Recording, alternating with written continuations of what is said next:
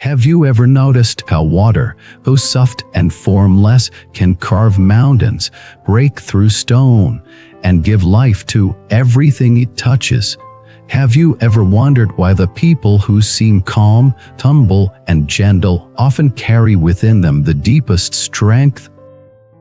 Welcome back to the channel. I'm truly honored to have you here, because today we're going to explore a truth that many overlook: the quiet power of softness, the unshakable strength found in yielding, and why the wisest people live like water. This concept isn't just poetic, it's transformative, and if you allow yourself to absorb it, it might just change the way you approach every challenge, every relationship, and every ambition in your life.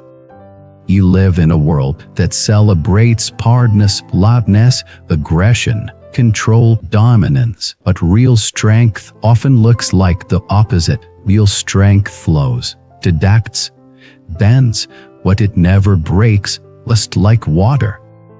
Let me tell you the story of a man named Isaac. He was a lawyer in a high-powered firm, known for his calm demeanor. Meetings filled with shouting echoes. Isaac never raised his voice. When his cases were sabotaged, he responded with reason.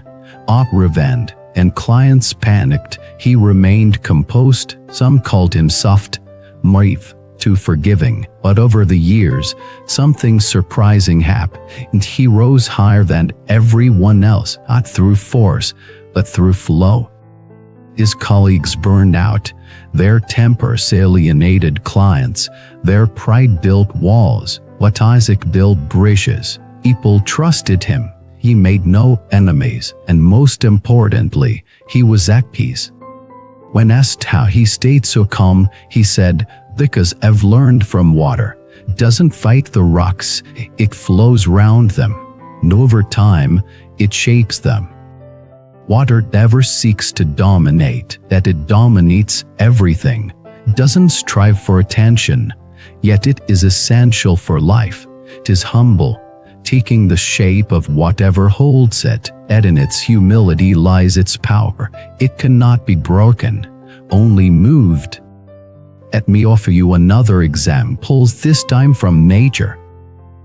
After a great storm, you'll often see that the stiffest trees, the ones that refuse to bend, are the ones snapped in half, but the soft grasses still standing. Why? Because they yielded. They allowed the wind to move through them, and in doing so, they survived.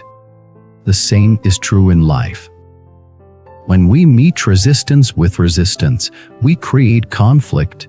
But when we meet resistance with awareness, with calm, with the ability to adapt, we find a way through. Live like water means to live without egos. Water doesn't boast, doesn't demand, simply goes where it's needed. It doesn't resist being poured into a dirty cup because it knows its essence isn't changed, and when heated, it rises, and frozen, it stills. When dropped, it splashes but never disappears. It returns again and again, because water is eternal.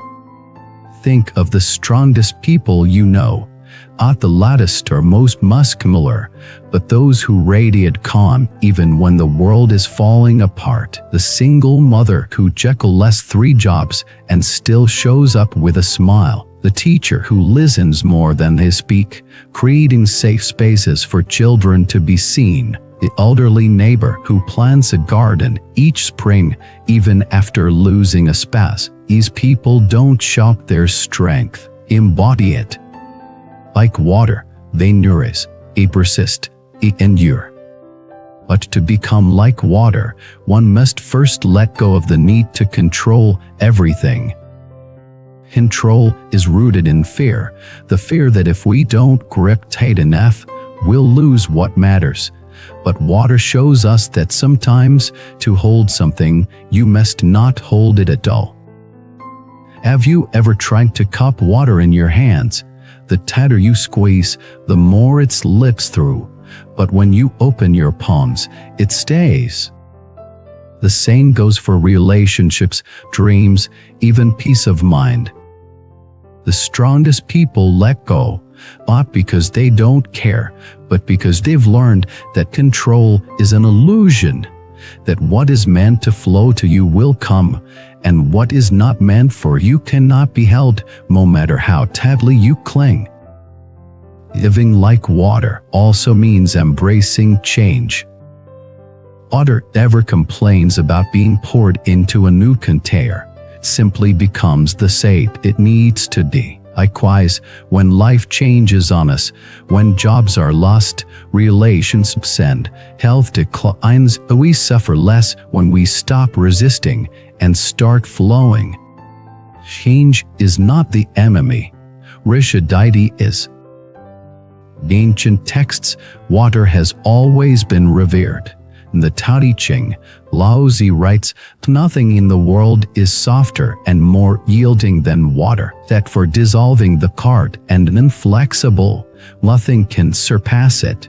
He wasn't just talking about nature, he was talking about life, about us. To dissolve pride, stubbornness, hatred, guilt, we need to become soft, not weak. Softness is open. Softness is compassionate. Softness sees clearly because it isn't clouded by ego. When a person wrongs you, your instinct may be to retaliate, but water teaches you to wash over the offense, to purify the hurt, and to continue flowing, not for their sake, but for yours. Because the moment you pardon in bitterness, you stop flowing, you stagnate.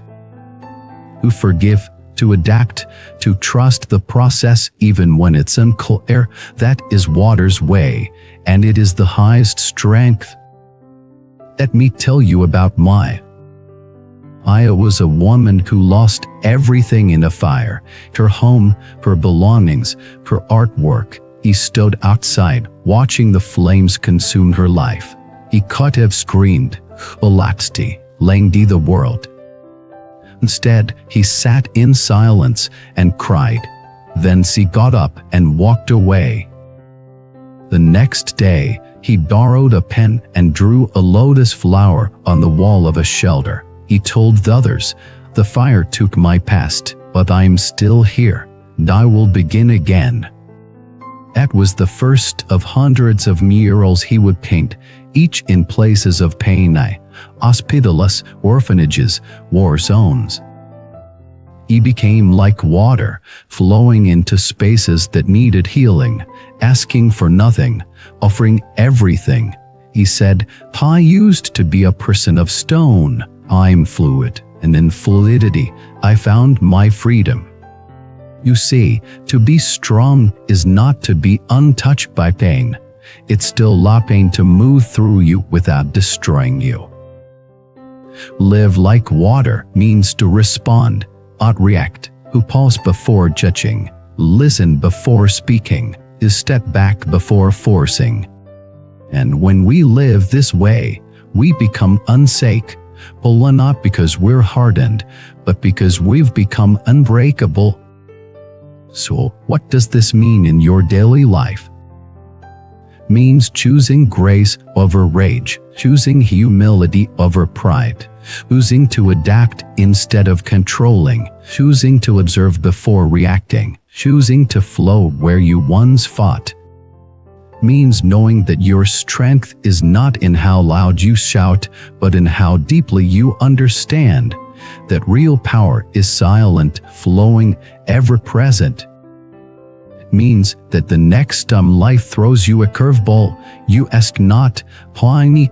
but "How can I flow through this?" Means knowing that when the world tries to harden you, your softness is your superpower. And that no matter what container life pours you into, the new job, a broken relationship, an uncertain future, you will not break, you will not resist, you will flow. And in doing so, you will transform everything around you. Thank you so much for watching this video. If you've ever felt torn between being strong and being kind, remember, you don't have to choose. Water is both. If this message resonated with you, I'd love to hear your thoughts in the comments. Have you met someone who lives like water? Have you experienced your own transformation through softness? Please like, subscribe, and turn on the notification bell so you don't miss the next video. And if you want to support our channel, becoming a member helps us continue to create content that nurtures the soul. Flow freely, flow wisely, flow with strength.